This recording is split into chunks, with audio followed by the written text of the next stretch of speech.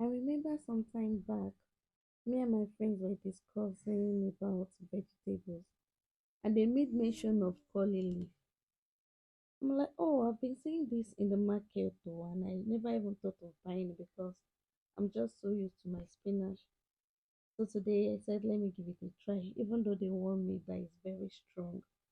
I'm like, oh, we have other vegetables back in Nigeria that is as tough as well. Is it afang? Afang leaf is very strong and very, very tough. I can say because you even have to blend it to make use of it. So back to a matter of kale. So I put some water into my bowl, like I'm using a running water here. So to remove all the sand or any form of sand inside the leaf. So I just juggle my hands into it for some time just to make sure I'm really rubbing through and I'm really washing through. It looks clean, but we never can be too careful. So I pour it into a sieve just for the water to drain out. So after doing this, and meanwhile, while all this is going on, I put a pot on fire and this is the water. Look how clean the water is. And I make sure to check through it. There is no form of sand. So the leaf is really clean. So my water is on fire already and it's really boiling. So I'm going to add in some salt. This will help retain the grain of the kale, so you can as well do the same. Make sure you don't skip this step. So I will pour all my kale into the pot and allow to boil. And meanwhile, while this is going on, then I'll put a pot on the hob. So let's start the process of making our stew, shall we? So into your pot, I'm adding in my palm oil, known as red oil or epo as Yoruba people will say. So I'm allowing this oil to get hot. Meanwhile, while this is getting hot, then we'll cut our onions. Then after cutting the onion, I'm pouring it into my pot. By this time, my oil is hot enough. Then I'm going to stir together. So stirring allows the whole onions to get sauteed. So you can also do that. Then I'm pouring in my euro, which is locust beans. One thing about this locust beans is actually dried one. I had to hydrate it with water. So in case you have your people back at home, they can actually send you dried euro, whereby it will be so light, it's so lightweighted, even that you won't even know you're carrying load. You just need to pour water to hydrate it. Imagine the combination of onions and euro together. I'm sure you can testify about the aroma inside palm oil. These two stand as a significant role in making native jollof rice or any native kind of soup. So try and get a hero and onion when you are making your stew. Okay. So I allow this to saute for about 3 minutes because I want the hero to be a bit dry and the onions to also feel dry but not totally dry. I don't know if I'm making sense. So after that, I will pour in my meat, which is poached already. This meat, by the way, has been cooked through, but I'm going to leave it be inside the pot so that it can fry through. So this is me stirring. So I'm stirring so that the onions and the euro with the palm oil can marinate well. That bit of fryness all over the meat. I'm not sure if I'm making sense anyway. But can someone just tell me to stop staring? I don't know. Anytime I'm cooking, I just have this, you know, like I put on my heart to it, like this has to be sweet. I don't know if you're like me. And by the time I said I'm done, I remember, okay, I could see some meat inside the bowl that I scoop out from. I'm like, no, this can't go to waste. So I added it into my pot, and I forgot my garlic. Like, yeah, I forgot my garlic. This garlic should have been in with the onions and iru from start. Then I check up on my efo. Look at the reason why I did not cover, because I'm sure you guys are wondering. Do not cover your vegetable. Why? Because if you cover it, it will spill over. So don't. You don't need to cover it, guys. Just open it up, allow it to blossom, allow it to cook through. So now that our meat is in the pot, so let's get on with our pepper. So I'm using chili, and I've removed all the seed. Like, there is no single seed inside here. Chili is a bit peppery, but it's not as strong as Scotch bonnet. So that's why I'm using so chili. That it won't be too hot. Checking on my pot of sauteed onions, iru, and meat. This is what I mean by not too dry or not too fried. I don't know how to put it, but this is exactly what I'm trying to say. Then I'll pour in my chili pepper that I've blended already. So this is it. But I'm going to add some water into my blender, and I'll pour the remaining mix into my pot, which I'll be showing you because I don't like wasting anything. So after this, remember my last video, I told you I'm not wasting time anymore. So I'm adding in my Maggi, and this is seasoning powder and my salt. This is just the two seasoning I used. I did not add any other seasoning, like just these two with a lot of crayfish. I mean a lot. See, I can't even measure it with spoon. Just be generous with your crayfish if you have one.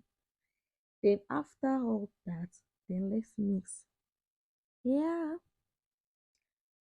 I speak the gospel, and I'm abiding by the gospel, guys. So let's mix them whole thing together. Our pepper, our seasonings, our salt, our crayfish, everything. Then after mixing, just allow it to cook through. You can put this on medium heat. You can increase it, but I don't want us to burn it, so I reduced mine, whereby I after doing this, I just covered it a bit for some minutes, maybe 20 minutes in total, I think. Then I went by to do other things. Then I check on our effort. Yeah, our colleague Kale, and by this time it is soft enough for us. So this is me trying to check, and I'm like, okay, I like the texture, though the stem is still a bit hard, but to get softer in the steel, so can make do with this one. So I just pour this inside my sieve and remove the excess water, and I drained it out. In my heart of hearts, I'm thinking of what can I do with the water, but nothing. So look at how luscious our stew is looking. It's not there yet, but we're almost getting there. So while waiting, I'm like, let me enjoy a bit though. So a colleague of mine bought me this drink from Crete when he went for an holiday. So I'm taking a sip while I'm cooking, just to wait for the food. And my stomach is rumbling at this minute, but what can I do? This is me. And this is my face, guys. The voice behind Lydia's kitchen. Let's get back to cooking. Now fully still cooking. So by this time, our stew is ready. Look at it. Another hint for you to know your stew is ready. You see all the palm oil on top of it, looking nice. Well cooked and all. This is when you know your stew is ready, even without you tasting it. So by this time, I'm adding in my stock. So this is my water from my boiled meat and all. Not the one I used earlier, but I boiled some meat separately. So I'm adding it to it at this rate because our stew is almost ready. Then I stayed in a bit and I added in some boiled meat as well. So the meat I'm using is the one from the stock I just poured in. So I added it in and I allowed it to marinate with the stew and I allowed it cook for a bit, maybe about 3-4 minutes because it's actually cooked already. I just want the stew and everything to incorporate well with the meat. So that's just it. My people, if you've watched to this level, please, I'm begging you, help your girl like, subscribe, follow for more content like this, share, just pass the love around. I'm sure you've gained one or two things. And this is me tasting for salt and everything, and gosh, it is perfect. Like, if there's another word other than perfect, this is it. It's just so nice. And I'm like, if I can eat this with rice or something, but without even adding the effort this way. But no, we can't ditch our popular kale leaf that we used all our efforts in making. But the stew, when the stew is good, you are sure your effort is banging. So this is it. And told me to stop staring. I have to watch this because me doing this voiceover, I realize I actually stare things a lot and I don't know it. So right now our sauce is ready. It's just for me to add in my vegetable and for you to testify that the stew is nice. See me tasting the second time again. So I add in my kale and imagine, look how much it was earlier on. Look how it does not really shrink though, but it's giving that shrinking vibe. Like, it has reduced anyways. But so what I did is, I know that this kale is not enough, but I added in a bit of twist, guys, to this kale leaf. So I won't waste time in telling you what I added after this because you actually still see it. So after mixing everything together, I realized that, like, my kale is a garnish on top of this stew and it's not giving the euphoria vibe that I wanted to give. Like, no, this is county, guys. Like, it's not enough. No, this won't do. Then, you know, like the Africa in me or the Niger girl in me, there is always a vegetable in the freezer, isn't it? Yeah, I have frozen bitter leaf in my freezer, and I know I can actually add it to it, but not too much. So I went into my freezer and I brought out my frozen bitter leaf. It's even hard to break into this soup, but I just put it anyway.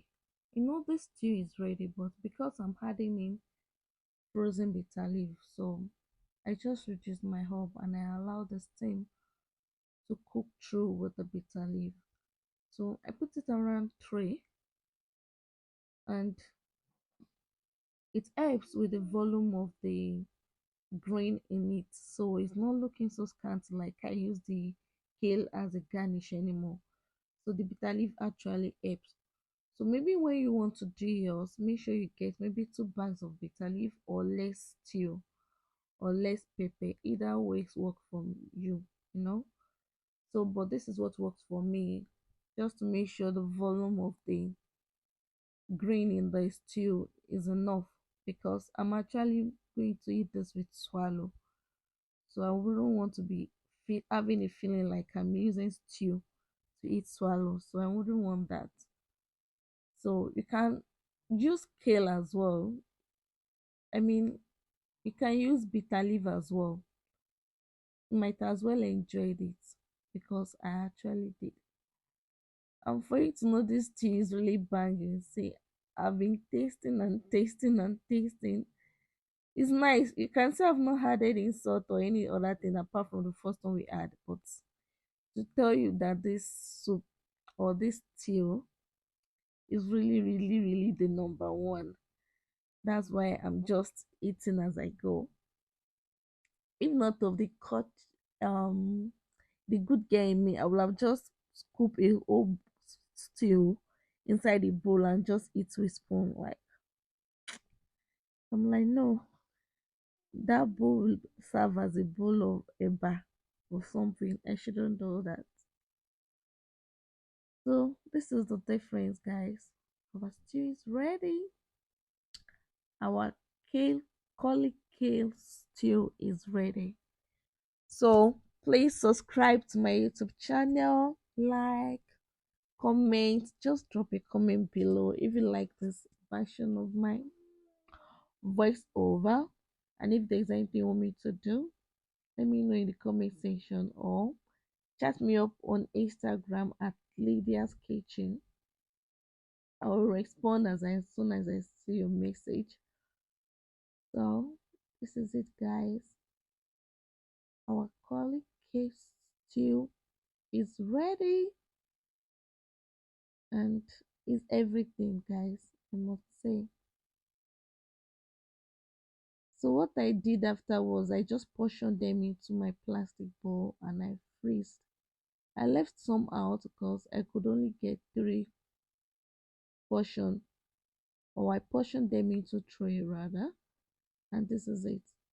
So I left about 2 portion out and I freezed some so we can always have it some other time. Thank you for watching. Have a great day and bye.